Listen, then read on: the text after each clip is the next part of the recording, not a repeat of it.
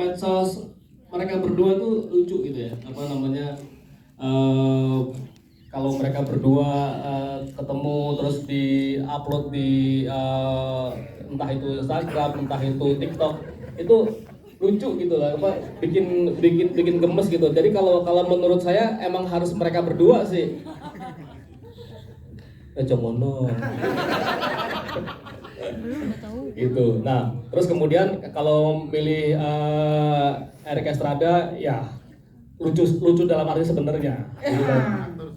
Lucu lah. Terus ditemani sama si Yusril juga lucu ya kan gitu. Kalau kemudian apa ada Mas Darbo ya, ini sahabat saya tercinta ini harus main ini. Gitu. Oke, terus gimana, ada tantangan mungkin dalam pendalaman karakter atau gimana gitu Mas Pugu? Ya, yang pasti lumayan ya pendalaman karakter karena bagaimanapun juga teman-teman ini kan penyanyi ya. Iya. Nyari duitnya di panggung ya. Kemudian mereka diajak main film, mungkin mereka berpikir ini benda apa ya film ya gitu. Mau nggak gue ya, mau nggak gue ya gitu. Kayaknya gue sekali manggung sekian deh. Masa main film gue cuma dibereskan, mungkin barangkali juga ada kalimat-kalimat tuh, cuman ketika kita melakukan pendekatan secara serius, oh iya gini nih. Udah setelah itu kita latihan acting coach di Madiun selama 7 hari apa barangkali ya 7 hari, terus kemudian setelah itu setiap kali syuting kita ada latihan sebelum syuting, dan saya juga kagum sih mereka kok tiba-tiba menjadi orang lain gitu, kayak Gilga menjadi Jeru, dan kemudian Evan Los menjadi seorang Rick yang berangasan, dan kemudian si Happy Asmara menjadi seorang Betari Putri Keraton yang ayu, lembut, manis gitu. Atau aslinya biaya ya aslinya. Makasih. Ini kayak begitu aku aslinya saya. Iya, ya seperti itulah gitu. Oke, siap Mas Pugu, terima kasih banyak, tepuk tangan untuk Mas Pugu. Thank you. Kita beralih ke ibu peri kita di dalam film ini, Mas Darboy. Kenapa aku bilang ibu peri? Karena kalau enggak konco seneng gimana, Mas? Iya kan? Tapi ngomong-ngomong soal happy-nya aku melihat Mas Darboy sebagai sosok yang menyelamatkan konco seneng di dalam film ini. Tapi ternyata ada harunya juga yang dirasain sama Mas Darboy kemarin waktu pemutaran di Jogja kalau nggak salah ya. Nah sebenarnya apa sih yang akhirnya membuat Mas tuh jadi mungkin tersentuh atau terharu gitu? Silakan. Ya, sebelumnya selamat siang buat seluruh teman-teman media. Terima kasih atas waktunya. Perkenalkan, saya Daru dari Yogyakarta. Nama panggungnya Darboy Gang.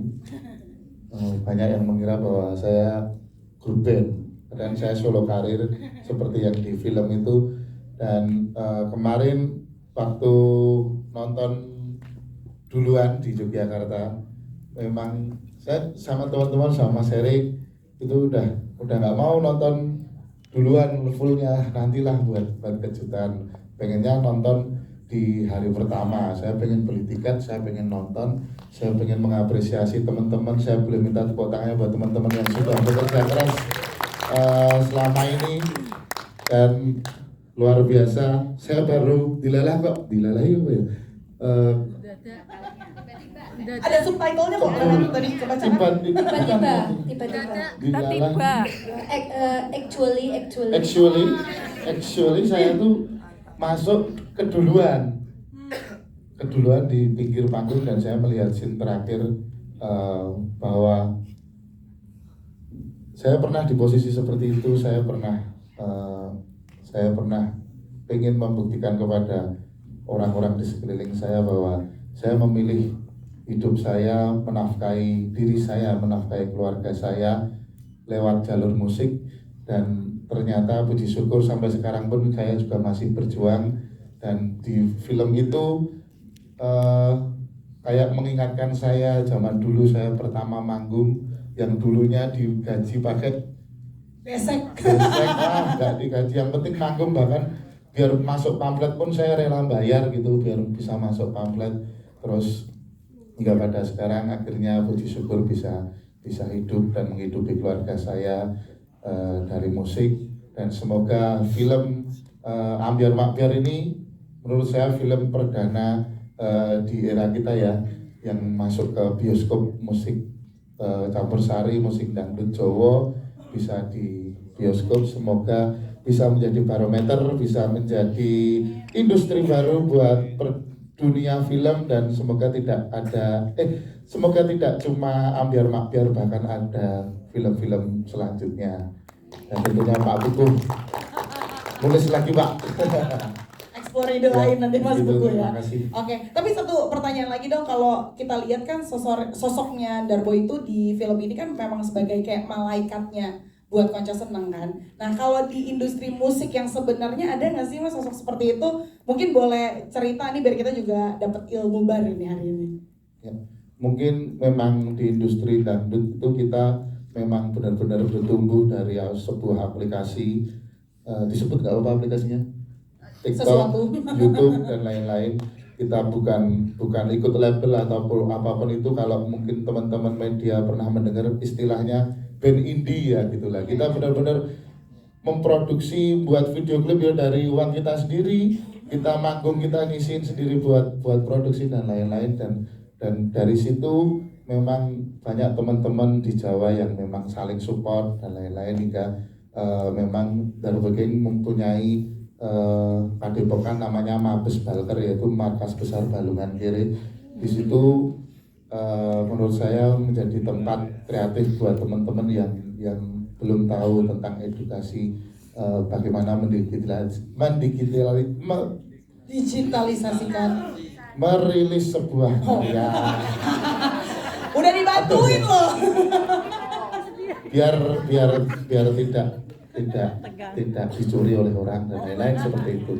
Dan ternyata sama Pak Buku kan sering main ke Yogyakarta, ditulis menjadi sebuah film gitu, terus kok kayak aku banget gitu. Tapi ya sebetulnya saya tidak baik seperti itu. Saya sama Gilga sebetulnya musuh ya. Enggak, saya saksinya Mas Daru itu orang yang baik dan mengayomi generasi musik yang baru. Wih, Mas Darboy ternyata baik ya. Ada cepet Mas. Kan kali kan siapa tahu kan kalau baik nanti saya bisa ada kerisnya loh. Kalau mau biar pakai keris boleh loh. Oke, Mas Darboy terima kasih banyak, luar biasa sekali. Dan kita beralih lagi ke ini mesin punchline-nya nih di dalam film ini ya. Ada Erik Estrada, pemeran Novia. Hai, mungkin mau sama-sama dulu teman-teman di sini, silakan. Sebenarnya tuh aku nangis tuh gini, dari tadi aku tak menahan. Aku tuh kayak almarhum Didi Kempot tuh menyaksikan karya ini kan apa? Di akhir hayatnya itu pas syuting terakhir itu kan ngobrol sama aku sambil ngopi. Kan bayang kira lagu campursari iki iso dinikmati nganti luar negeri. Terus aku lagi nonton film Bohemian Rhapsody iki lho, itu nonton. Nah, aku yakin kok ketika film beliau tayang semuanya akan joget dan nyanyi di dalam bioskop, karena belum pernah ada. Dan waktu itu corona, beliau meninggal dunia, semuanya itu sirna. Dan sekarang saya terima kasih banget, terutama untuk pihak Studio Universal Cinema. Ini tuh cita-cita almarhum Didi Kempot tuh ya ini, gitu loh. Makanya saya respect banget buat kalian yang tadinya seorang musisi mau belajar acting. Ya itu aku ngerasa kayak beliau kan ini cita-cita dia gitu.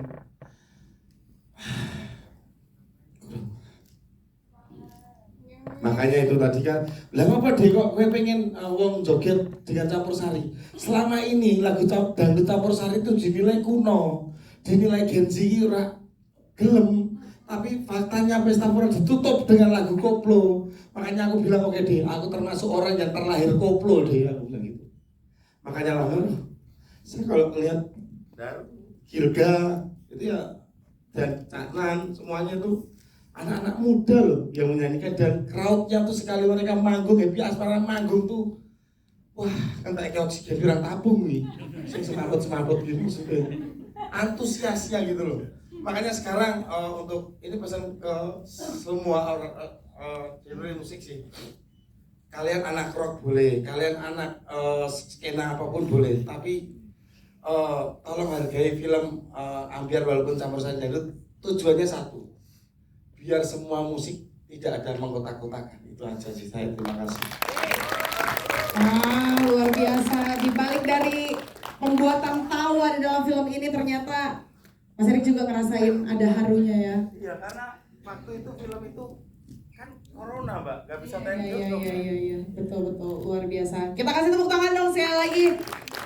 Semoga cita-citanya almarhum untuk bisa melihat anak muda di dalam bioskop joget-joget Ambyar Makbyar tercapai di dalam film ini ya. Baik, berikutnya kita mau ke Anggi William dulu. Anggi. Sorry tadi typo. Anggi, maaf. Anggi Williams pemeran Aruna yang diam-diam pinter banget loh, dosen loh. Iya, diem Keren loh. Kan di film ini dia dosen. Iya, aku Iya dosen kan? S2 tapi diem aja. Iya, diam-diam aja. Tetap aslinya mah ini backing vokal. Makanya. Tapi Angie, di film ini ya, di Ambyar Makbyar itu kan karakternya Aruna tuh punya perasaan nih buat Rick ya. Walaupun dipatah-patahin mulu ya, tadi kita kayak udah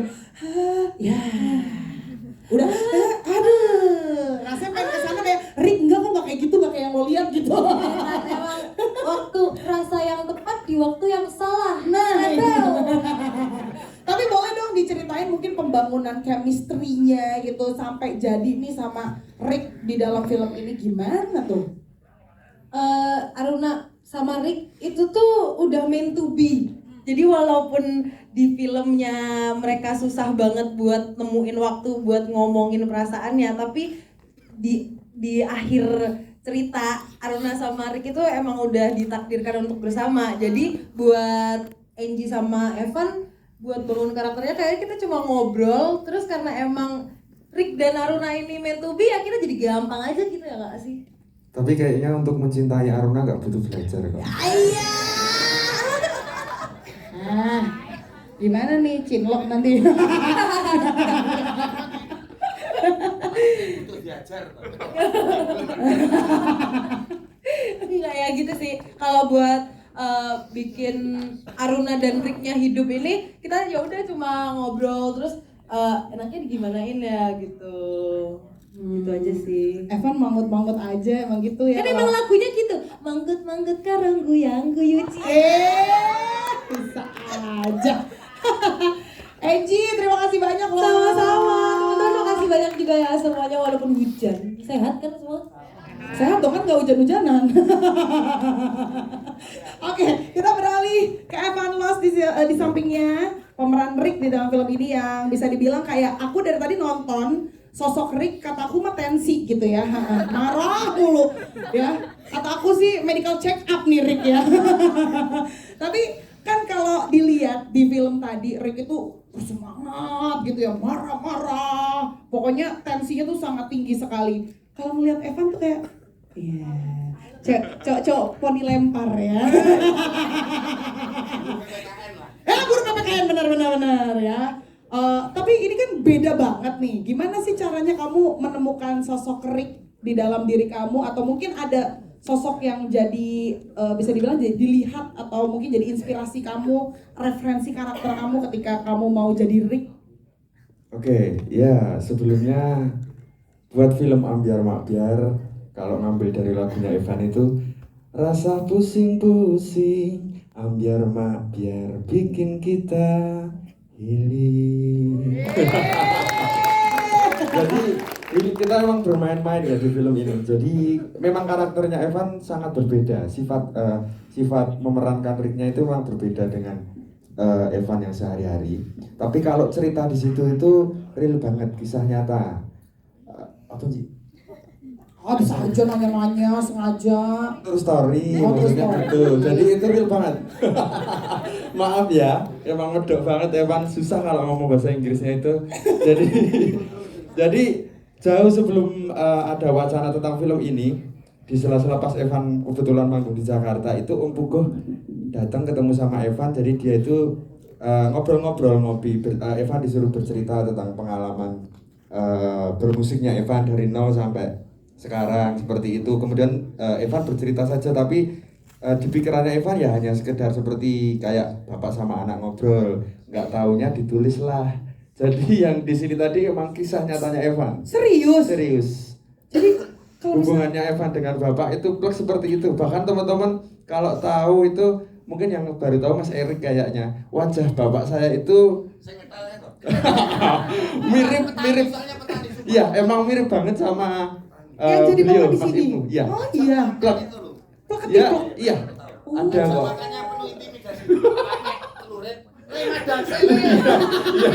Iya, emang gitu. Iya serius. Kan emang di rumah kan sering nyari rumput kan. Kan habis dari kebon. Iya, Ji. Orang Jawa tuh kalau ada tamu tuh senengnya minta ampun. Ajak koncone jak mangan. Mas, Rene mangan. Tapi sambil pakai celurit gitu loh. Jadi kalau apa ya, Iya, sorot ada. mata, terus dendam-dendamnya, emosinya sama bapak itu emang plek banget. Karena emang ya kesehariannya seperti itu gitu. Oke, Jadi, jadi emang kisah nyata banget. di awalnya tuh diajak cerita sama Mas Pugu, tau-taunya jadi cerita. Mas Iya. Pugu jadi best. film. Ternyata saya jadi bahan risetnya Mas. Soalnya kan ini berarti ini ya cerita, karena Mas Pugu di press conference sebelumnya tuh bilang bahwa ini tuh sangat relate sekali dengan musisi-musisi yang ada di luar sana gitu. Jadi mungkin ceritanya Evan sendiri bisa membawa dampak positif juga untuk musisi-musisi di luar sana yang mungkin tingkat berhasilnya belum ada sekarang, tapi masih bisa kok kalau berjuang gitu ya. Iya, semua musisi, Mbak. Sorry, aku nambahin Oh iya, dikit ya. apa-apa. Sebenarnya adegan-adegan di film Amir Pak Berdi ringan dan relate gitu. Cuman dibawakan oleh seorang musisi. Gitu loh. Contoh kayak Novian itu kan makan kalau nggak dari nyanyi nggak idealis. Cuman dia bisa ojek online, bisa jual istri. Apa gini. Istriku jualan kue, saya jualnya aku gitu loh. Jual istri gitu loh. Maksudnya apa yang dijual istriku tak jualin. Jual dagangan istri gitu. Maksudnya itu. Aduh juga salah ini. Itu nganggus aku Mas, sama. Ya gitu. Makanya karena kalau seniman idealis, maaf miskin, serius. Kamu dulunya apa? Konter handphone kan? Ya, Nah, nyeles. Iya. Kamu apa? Pecaduk? Akun lele. Serius, Mbak. Nah, itu memang benar-benar aku minta sama produser sama sutradara, kali ini aku minta karakter Erik Estrada pertama kali di film ini aku ingin menjadi diri sendiri. Padahal itu nggak boleh sebenarnya. Harus jadi yang ada di situ. Iya. Akhirnya dibolehkan, ya alhamdulillah. Makanya ada juga di dalam proses pembuatan yang waktu itu ya Mas Erik ya? Iya. Oke. Ih, keren. Enggak keren. Enggak, Kak, soalnya banyak yang relate juga di sini kan kalau misalnya pulang telat disuruh tidur di teras kan? Iya. Yang istri-istri gitu kan kalau beseknya nggak 5 disuruh pulang lagi kan? Cari makan. Aku enggak, aku tuh tipe orang yang beneh banget sama suami. Allah. Jadi pulang telat aku tetap aku ini kelonin juga. Iya. Jogja Mang Dino itu. Mas Mbak Epi kurang satu, sebenarnya kurang tambahan belakangnya. Aku tetap kelonin kalau transferannya masuk. Sebenarnya salah Mas Daru pertanyaannya. Aku nggak pernah pulang telat. Kalau emang pulangnya telat itu juga sama dia. Dia ikut terus soalnya kemana-mana. Oh pantesan gak tidur di Gitu. teras. Aman aja semuanya ya. Dari Evan mungkin ada yang mau ditambahkan lagi? Kenapa dikit lagi boleh ya? Ini mah aku gini kan cangkemnya menang kok. Mas Evan udah kayak Justin Bieber loh hari ini loh, jangan gitu loh. Ini tadi saya nunggu dia 3 jam loh. Pengen benakin rambut. Mas ganteng Pak. Ceritanya gini, ini pengalian nih, sumpah. Orang pengalian? Sumpah Mbak. Tak kon atis wibang Mas, jam 2 Mas. Masih main, jam 2 enggak. Wes tak apa lah. Kayak Iya, enggak apa-apa. Orang yang frontal biasanya kayak gitu. Ya, Pak. Pak. Katanya ono karirku, Van. Tahu, Van. Lanjut. Kalau Mas Erik tuh lama karena motifin celana. Dan satu juga sama Mbak Aceh produser kita. Dia itu kan Universitas London, ya kan lama di luar. Tapi dari awal sampai akhir film, dia selalu nungguin di film itu tangan. Gitu. Aku juga lulusan London loh. Hah? London School. Iya, London School aku lama parkirin. Udah. Evan ada lagi yang mau ditambahin? Aman? Aman, Oke, insya Allah siap. aman. Kita Ya. beralih kalau begitu ya ke Ya. Gilga Sahid, pemeran Jeruk. Cowok Green Flag ini idaman semua orang, perjuangannya untuk cinta luar biasa. Green Flag tuh maksudnya kayak ya oke, lawannya Red Flag. Terus nggak paham Mas Daru nggak paham. Red Flag tuh kayak Cowok udah baik-baik, stick. cowok Iya, baik-baik. cowok baik-baik. Gak sangguyup, gak sangguyup, gak sangguyup. Green flag itu baik-baik lah. Jadi koyo aku ki terus istriku tok ngono lho Mas. Jeru ya, jeru. Ini kita ngomongin jeru ya, jeru. Kalau jeru